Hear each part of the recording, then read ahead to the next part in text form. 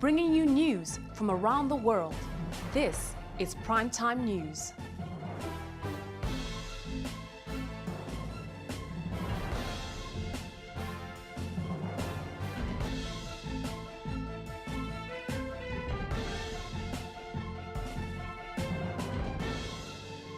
A very good evening to you watching Primetime News with myself, Dean Joseph, coming to you live from our studios in Johannesburg, South Africa.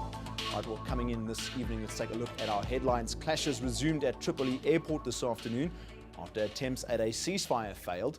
Missiles, rockets and tanks were said to be used. The fighting began last week, damaging planes and forcing the airport to shut. Now, Libya has been gripped by instability since the 2011 uprising, with swathes of the country controlled by militias. Successive governments have struggled to disarm the rival groups. Fighters from the city of Zintan are fighting Islamist-led militias, including many fighters from Misrata, for control of the airport. At least two of those killed this afternoon were civilians. And a spokesman for Hamas has said that the Israeli army refused a Red Cross offer to hold fire for 3 hours to allow rescue services to tend to the dead and wounded in Gaza's city of Shijaya. Now, a neighborhood after the area came under heavy tank fire as Israel widened its ground offensive in the coastal strip. There was no immediate response from Israel, and the Red Cross could not immediately be reached for comment. At least 30 people were killed in Gaza's Shijaya neighborhood this afternoon, and 5 more bodies were believed buried under the rubble of homes. They are the latest casualties in a nearly 2-week conflict that has killed some 380 Palestinians and 7 Israelis. After daybreak, dozens of wounded from Shijaya were rushed to Gaza's city central Shifa hospital. And debris and belongings of the victims of the crash of Malaysia Airlines flight MH17 remain strewn across a field of 8 square miles in eastern Ukraine, 3 days after the plane was shot down. Now, separatist rebels have taken away all 196 bodies that workers recovered from the plane crash site to an unknown location, Ukraine's emergency services said on Sunday. Now, pro-Russia rebels putting bagged bodies onto trucks at the crash site were seen yesterday in rebel-held eastern Ukraine and driving them away. Local rescue and recovery crews were seen cordoning off the area this afternoon. No armed separatists were seen at the site. A Ukrainian emergency ministry spokeswoman today said the recovery workers in the rebel-held territory had been labouring under duress and were forced to give the bodies to the armed gunmen. Still with the Malaysia plane crash, Australian Prime Minister Tony Abbott has commemorated victims of the Malaysia Airlines flight crash and demanded Russia's full cooperation so that a credible investigation into the causes of the accident can be conducted. Now, Abbott attended a memorial service at St. Mary's Catholic Cathedral in Sydney for the victims of the attack on MH17. Earlier on today, Abbott repeated his assertion that so far all evidence suggests that the missile that shot down Malaysia Airlines flight MH17 came from an area controlled by Russian-backed separatists, using equipment likely supplied by Russia. He expressed fear that evidence might be compromised by Russia's interference in the investigation into the causes of the accident. Can I begin by just thanking all of you who have come today to celebrate this Mass of remembrance and prayer for peace. Yesterday I summoned the Russian Trade Minister to a meeting, and I made crystal clear my concerns and dissatisfaction with the way this has been handled. Russian-controlled territory, Russian-backed rebels, quite likely a Russian-supplied weapon. Russia can't wash its hands of this. Even removed from the crash site, can you tell us who's moving them and where they're going? My fear is that Russia will say the right thing, but that on the ground, interference with the site, interference with investigators, interference with the dignified treatment of bodies will continue. That's my fear. Because it's outrageous. A scene like this is going to be so contaminated. And in a relating story, 3 days after a Malaysia Airlines jet headed to the country's capital was shut down over rebel-held eastern Ukraine, it is business as usual at Kuala Lumpur International Airport. Now, lines of passengers stretching over several meters at the Malaysia Airlines counter Jo Bula, an English passenger waiting for her flight back to London, said the downing of Malaysia Airlines flight MH17 was a case of mistaken identity. Another traveller, Mr. Ze, who was accompanying his daughter about to fly to Brisbane, Australia for her studies, said he believes that with international help, the investigation into the downing will be conducted in a proper way. It's worrying, but I think it was a case of mistaken identity, and I think it's sad for Malaysian Airlines that they've lost 2 aeroplanes this year, but you know, we have to get on with life, don't we? We just have to carry on, can't let the terrorists win.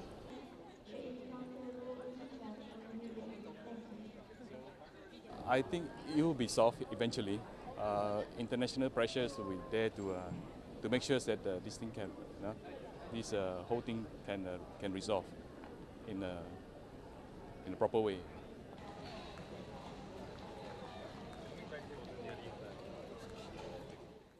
French Prime Minister Manuel Valls has vowed not to allow conflicts between the nation's Jews and Muslims to erupt, even if it meant banning protests.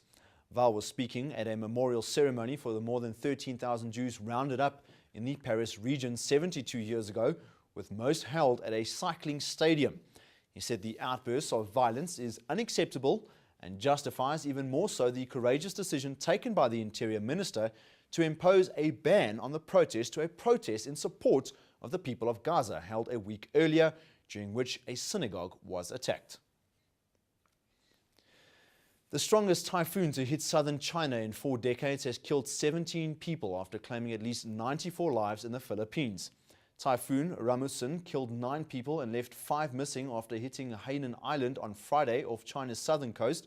8 others died later in the Guangxi region as the storm pushed into the mainland on its way north to Vietnam. Now, the typhoon was the strongest to hit southern China in 41 years, according to the China Meteorological Administration. Now, wind speeds reached 216 kilometers per hour, with the storm knocking down power lines and damaging buildings. Authorities in southern China ordered the highest level of alert and suspended hundreds of buses, trains and flights across the region. Now, pushed by howling erratic winds, a massive wildfire in the north-central part of the U.S. state of Washington was yesterday growing rapidly and burning in new directions. Road closures and evacuations were changing rapidly as hot weather and winds with gusts of up to 48 kilometers per hour were pushing the fire over ridgetops and towards a cluster of small towns northeast of Seattle. Now, officials said there were no reports of injuries, and only 1 more home was destroyed overnight by the lightning-caused wildfire.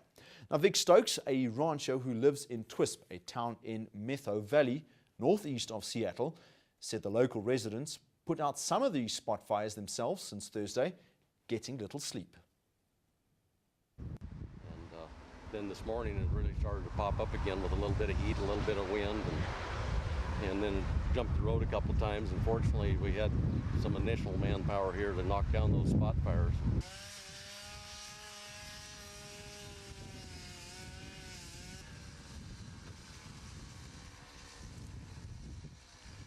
So anything that hasn't burned has a chance of burning yet. The Inner City Mission Children's Choir was today ministering at the Christ Embassy LCC 3A and B Lagos Zone 5, Nigeria, with harmonious choral and instrumental songs. The children wowed the congregants with heavenly ministrations that left many asking for them to minister in more Sunday services. The Inner City Mission is an arm of the Believers Love World ministry that continues to impact lives of children from across the world. And on that note, we cross for a short break. More stories coming up on Love World News.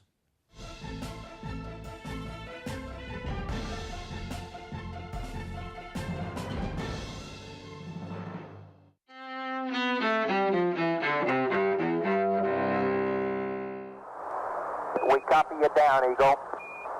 July 20th, 1969. Tranquility Base here. The Eagle has landed.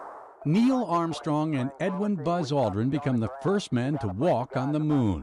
The astronauts set foot on the lunar surface during the Apollo 11 mission. It's one small step for man, one giant leap for mankind. Armstrong and Aldrin collect nearly 50 pounds of lunar samples before leaving the moon. 1976. America's Viking 1 robot spacecraft makes the first landing of its kind on Mars. It's one of 2 Viking landers to transmit the first pictures from the surface of the red planet. 1944. Nazi Germany's dictator Adolf Hitler is wounded when a bomb explodes at his Eastern Front headquarters during World War II. It's a failed attempt by German military officials to assassinate Hitler, who takes his own life the following year as Soviet forces enter Berlin. 1919. Mountain climber Edmund Hillary is born in Auckland, New Zealand. Hillary and Tenzing Norgay were the first to reach the top of Mount Everest, the world's highest mountain in Asia's Himalayas. And 1947.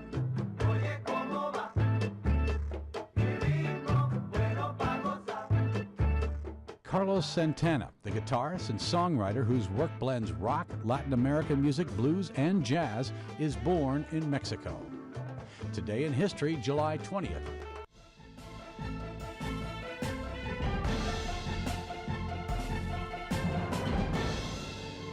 Welcome back for more news. Here are 12 young artists from towns across New South Wales spending their school holidays at one of Australia's most famous galleries. They've been flown to Sydney's Museum of Contemporary Art by the Smith family, an Australian charity that helps children get the most out of education. The trip gives participants access to new learning experiences surrounded by some of the country's top modern art collections. They're taking part in a series of artistic challenges to develop their skills. This one is a twist on a traditional life drawing class, with participants asked to draw what they see in just 1 minute. 15-year-old student Lucy McCudden from Budgewoi on the Central Coast, 115 kilometers north of Sydney, says the exercise helped her realize her own abilities. They give you like a time, and it's like I never thought that if they gave you a time and you had things to draw, that I would ever be able to draw it in that like 1 minute. And then just being able to see what I can do in like a time frame, it's really good.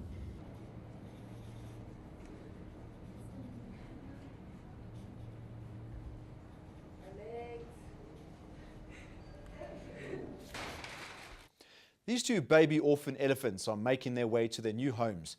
Kavala Manja and Maramba are taking one step closer to freedom with their keeper. They're some of the lucky ones. Elephant calves are often left to perish after their mothers have been poached for their ivory. If the 2 calves had not been rescued, they would have almost certainly died from malnutrition. Calves are dependent on their mother's milk until the age of 3. Plucked from death before their 2nd birthday, both were taken to the Lelei Elephant Nursery in Zambia's capital of Lusaka, where they received round-the-clock care. Now, after years of careful rehabilitation, the calves are taking the next step towards freedom. They're being taken to a unique rehabilitation facility ran by Game Rangers International in Kafue National Park. Now, headkeeper David Oliver Munyama is helping taking them a part of the way. We are finding it difficult for the doctors to travel all the way from here to Kafue National Park. So the elephant, basically, when we bring them here, they normally have wounds, and some of them they have problems. So for the doctors to go to Kafue, it's a long way than here.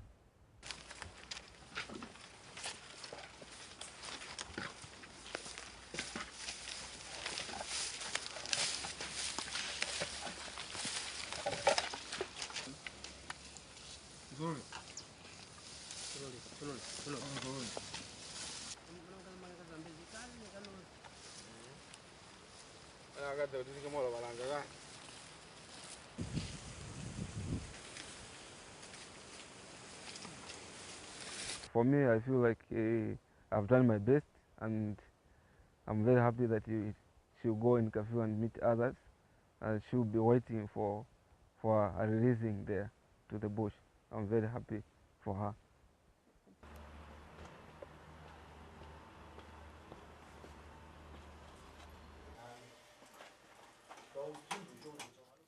Your business and finance news coming up after this short break.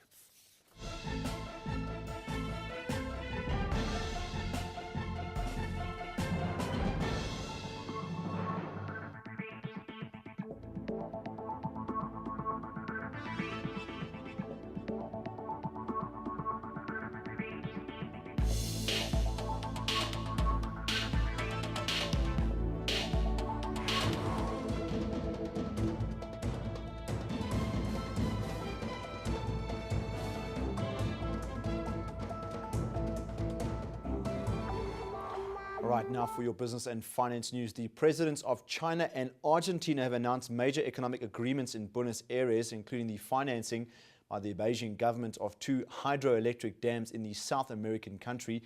Among the 20 agreements signed by Xi and Fernandez was a currency swap between the two countries' central banks for the equivalent of $11 billion. The deal is important to Argentina as it comes at a time when the country is suffering from several disputes with US-based hedge funds over a repayment of some $1.5 billion in unpaid debts.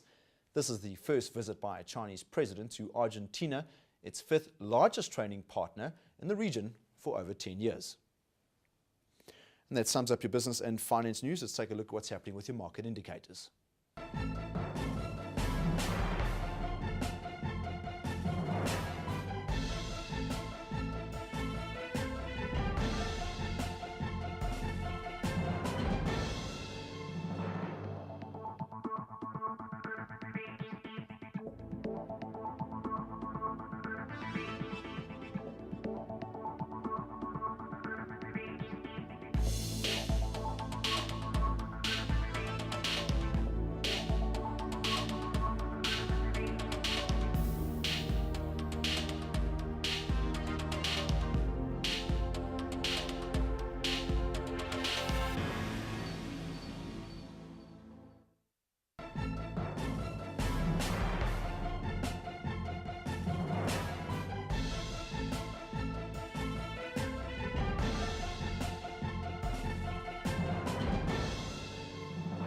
Welcome back for your entertainment news. Now here's one for animal lovers and the like. The biggest pet expo in Africa, World of Dogs and Cats, WODAC, was hosted at the Gallagher Estate this past weekend. The exhibition showcases the importance of nurturing animals and how to be a good pet owner. With thousands of pet owners all convening at the estate, one cannot imagine the number of pet owners in the country. Yvonne Katsande attended the exhibition and files this report. Animal lovers, it is time for your favorite annual event. The biggest pet expo in Africa returns to the Gallagher Convention Center for its 19th year, that is from the 18th to the 20th of July, now established as a must-visit event of the year for all pet lovers. In 2013, we saw the introduction of 2 new events, the WODAC Golden Collar Award for the champion dogs and the top 64 SA bred cats. The 2014 exhibition also features a new competition for the open breed dogs, that is the Silver Lead Award, in addition to the popular Youngsters and Grandmasters event. As usual, there's something to delight every member of your human family, young or old, and that is at the WODAC. Plan your breaks from shopping and chatting with breeders and exhibitors to coincide with some of the many exciting events taking place in the 2 arenas and the Equine Ring. Like in this particular arena, dog owners had to showcase which dogs listen carefully to their masters. Pets can serve as important sources of social and emotional support for everyday people, and not just individuals facing significant health challenges. Responsible pet ownership is a serious and seriously rewarding commitment. Learn how to do the best you can for your family and your pets by attending informative, interactive workshops and take advantage of the brand new opportunity to speak with and have your questions answered by the vet on call at WODAC. Hi Wilfred and welcome to Loveworld News. Hi, thank you Yvonne. Alright, tell us about Montego. Who is Montego? Montego is a South African brand. We've been on the market since 2000. We're locally produced. We're from the Eastern Cape. And we have 2 ranges. One is Classic, one is Karoo. And we are in about 1,000 Chinese stores countrywide, and one thing we're very proud of is to be a South African brand. We do both dog food. Cat food was introduced in about 2006 and kids in 2011. Dog food has been since the beginning of 2000, yeah. Okay, so of what relevance is this expo to you? This is our 8th expo of WODAC that we've done. So we like to be involved in just educating consumers, being here to show that we are a brand in South Africa that cares about the pet industry. People can come here, they can talk to us about our brand, but also about their pets, to find out if they don't know something, how they should feed their pets, any problems that they're experiencing. So it's just to show that we care because we love pets, and that's why we're in this industry.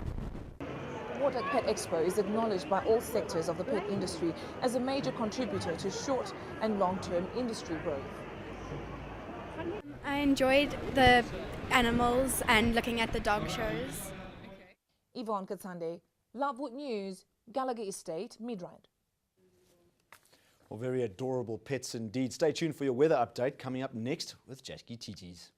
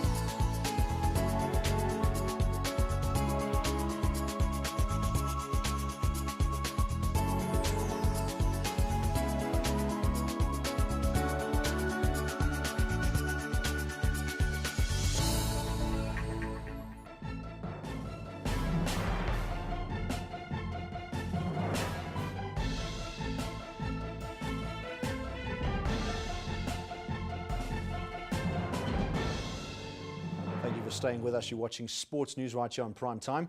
A sensational double eagle finish from Rory McIlroy gave him a 6-stroke cushion going into the final round of the British Open as he crushed a chasing pack of challengers who tried and failed to hunt him down during a rain-hit third round.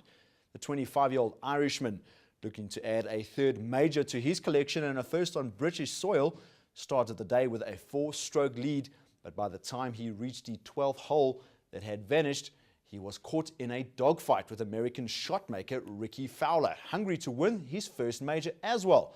That was when McIlroy, who had been struggling off the tee, produced his best golf of the week at Royal Liverpool.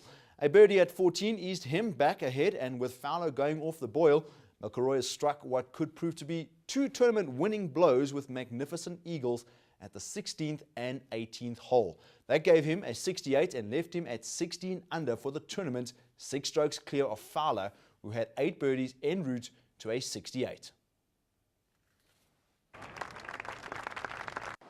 Yeah, definitely. I feel like today my patience was rewarded. I didn't get off to the best of starts again, and had a few chances around the turn to maybe make birdies, and I wasn't able to do that, and then dropped the shot, and but then made a big par save on 13, and then to make that birdie putt on 14 was a bonus, and then obviously the finish speaks for itself. I was just sort of waiting for those 2 holes. I felt like I was driving the ball well, and if I could drive it on the fairway on 16 and 18, I knew that I would have irons into the greens for my second shots, and to be able to make 2 threes there coming in was very important, and obviously sets me up nicely for tomorrow.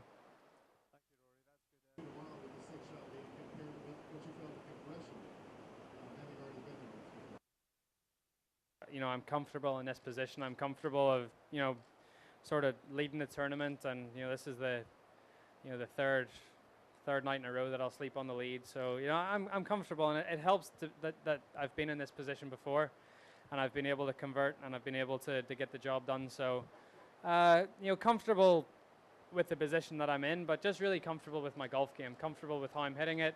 You know, really comfortable on the greens. You know, I feel like that's been a big help this week, and you know, I just need to go out there tomorrow and play one more solid round, and hopefully that's enough.